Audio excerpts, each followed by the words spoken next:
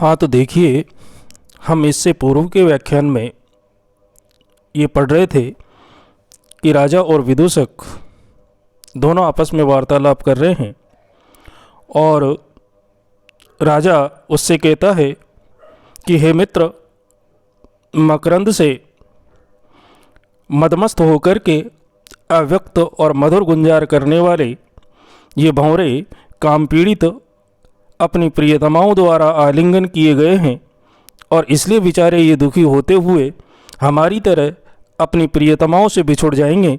इसलिए इनको परेशान न करके हम ऐसा करते हैं कि यहीं पर बैठते हैं। कहने का तात्पर्य यह है कि राजा विदूषक को भौरों को रोकने की मना करके और वहीं शिलापट पर बैठने के लिए कहता है। तो विदूषक राजा से कहता है कि एवं भवतु, ठीक है, आप जैसा कहते हैं ऐसा ही हो। और उभव उपविशत है, वो दोनों वहाँ पर बैठ जाते हैं। राजा अवलोक के देख करके कहता है कि पद आक्रांतानि पुष्पाणि स उष्पम च इदम शिलातलम नूनम काचित इह आसीना माम दृष्ट्वा सहसा गता। पाद आक्रांतानि पुष्पाणि, पुष्पाणि ये जो फूल हैं वो पाद आक्रांतानि, वो पैरों के द्वारा कुचले हुए हैं। और शिलातलम च इदम, और ये जो शिलापट्ट है ये भी स उष्मा है, गर्म है, अर्थात उष्मा से युक्त है। यानी यहाँ पर जो फूल पड़े हुए हैं वो फूल पैरों से कुचले हुए हैं और जो शिलापट्ट है वो शिलापट्ट भी गर्म है। तो नूनम, तो फिर निश्चित रूप से काचित कोई यह आसीना यहाँ पर बैठी हुई थी। तो ये बात निश्चित है कि यहाँ पर कोई बैठी हुई थी और माम दृष्टवा, और हम दोनों को देख करके सहसा गता, वो अचानक यहाँ से चली गई। निश्चित रूप से यहाँ पैरों से कुचले हुए इन फूलों को देख करके और इस शिलापट्ट को देख करके जो गर्म है, निश्चित रूप से यहाँ पर यह कहा जा सकता है कि यहाँ कोई बैठी हुई थी जो मुझे और तुम्हें देख करके यहाँ से चली गई। तो दासी कहती है भर्तृदारी के रुद्धा खलु स्मो वयम, हे राजकुमारी जी, मैंने इन दोनों को रोक दिया है, लेकिन राजकुमारी जी हम लोग इन दोनों से घिर गए। तो पद्मावती कहती है दिष्टयो उपविष्टय आर्यपुत्र है, सौभाग्य से आर्यपुत्र वहीं पर बैठ गए, अर्थात वो शिलापट्ट पर बैठ चुके हैं। तो वासवदत्ता आत्मगतम मन ही मन कहती है दिष्टया प्रकृतिस्थ शरीरम आर्यपुत्र है। ये सौभाग्य की बात है कि आर्यपुत्र का शरीर बिल्कुल स्वस्थ है। उधर दासी कहती है भर्तृदारी के साश्रुपाता खलु आर्यया दृष्टि, हे राजकुमारी जी, इस देवी की दृष्टि तो आंसुओं से युक्त हो गई, अर्थात ये तो रो रही हैं।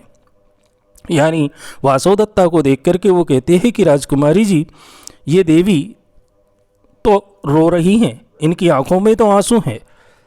तो वासवदत्ता कहती है कि ऐसा खलु मधुकराणाम अविनियात काश कुसुम रेणुना पातितेन स उदका में दृष्टि, कि नहीं नहीं, मैं रो नहीं रही हूँ, ये तो इन भौरों की दुष्टता है जिसके कारण काश पुष्प के परागकण मेरी आंखों में गिर गए और इसलिए स उदका में दृष्टि, मेरी आंखों में आंसू आ गए।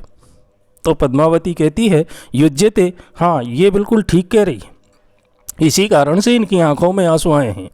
उधर विदूषक राजा से कहता है भो शून्यम खलु इदम प्रमदवनम, अरे ये प्रमदवन तो अर्थात ये बगीचा तो बिल्कुल सूना है, इसलिए हे मित्र प्रष्टव्यम किंचित अस्ति, मैं आपसे कुछ पूछना चाहता हूँ, मुझे कुछ आपसे पूछना है, इसलिए प्रच्छामि भवन्तम, आपसे मैं पूछता हूँ। तो राजा कहता है छंदता है, हाँ बिल्कुल निसंकोच होकर के पूछिए ना। तो विदूषक उससे कहता है कि का भवतः है प्रिया, हे मित्र आपको कौन अधिक प्रिय है। तदानीम तत्र भवती वासवदत्ता, उस समय की माननीय वो वासवदत्ता, या फिर इदानीम पद्मावती व, या फिर इस समय की ये पद्मावती। यानी विदूषक उससे मजाक करते हुए पूछता है कि हे मित्र सच सच बताओ आपको कौन अधिक प्रिय है, उस समय की सम्माननीय आदरणीय वो देवी वासवदत्ता या फिर इस समय की ये पद्मावती? तो राजा कहता है किम इदानीं भवान महति बहुमान संकटे माम नश्यति। हे मित्र, आप मुझे इस तरह के महान संकट में डाल रहे हैं। ये तो आपने मेरे सामने बहुत बड़ा संकट खड़ा कर दिया। अब मैं कैसे बताऊं कि मुझे कौन प्रिय है? तो पद्मावती दासी और वासवदत्ता से कहती है, हला हे सखी, यादृश्य संकटे निक्षिप्तम आर्यपुत्र है। आर्यपुत्र कैसे संकट में डाल दिए गए? हे सखी, ऐसे संकट में आर्यपुत्र को डाल दिया गया है। तो वासवदत्ता आत्मगतम मन ही मन सोचती है कि अहम च मंदभाग्य, और मैं अभागिन भी इस संकट में डली गई। क्यों? क्योंकि वासवदत्ता भी इस बात को जानना चाहती थी कि अब विदूषक की बात का प्रत्युत्तर राजा क्या देता है। क्या वो पद्मावती को अत्यधिक प्रिय बताता है या फिर स्वयं वासवदत्ता को अत्यधिक प्रिय बताता है? तो विदूषक उससे कहता है कि नहीं नहीं, ऐसी बात नहीं है मित्र, स्वेरम स्वेरम भणतु भवान। आप बिल्कुल निसंकोच होकर के, स्वतंत्र होकर के अपनी इच्छा से कहें।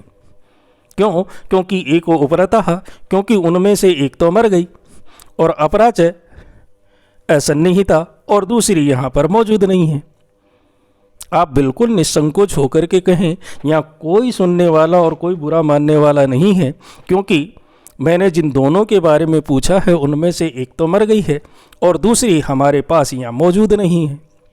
तो राजा कहता है वयस्य, हे मित्र, न खलु ब्रूयाम है। हे मित्र, मैं नहीं बताऊंगा, नहीं बताऊंगा, नहीं कहूँगा, नहीं कहूँगा। क्यों? क्योंकि भगवान तो मुखरा है, क्योंकि आप बहुत ज़्यादा वाचाल हैं, बकवास करते हैं, चाहे जिससे कह देंगे, इसलिए मैं नहीं बताऊंगा। तो पद्मावती कहता है, जब वो ऐसा कहता है तो पद्मावती उनकी बातों को सुनकर के कहती है, एतावता भणितम आर्यपुत्रेण, कि इतना कह करके ही आर्यपुत्र ने सब कुछ कह दिया। यानी इनका इतना कहने मात्र ही बहुत है और इन्होंने चुप रह करके ही सब कुछ कह दिया। जैसे ही उसने विदूषक से कहा कि हे मित्र, मैं नहीं कहूँगा, नहीं कहूँगा, क्योंकि आप वाचाल हैं, आप दूसरे को बता देंगे और इसलिए मैं आपसे नहीं कहूँगा।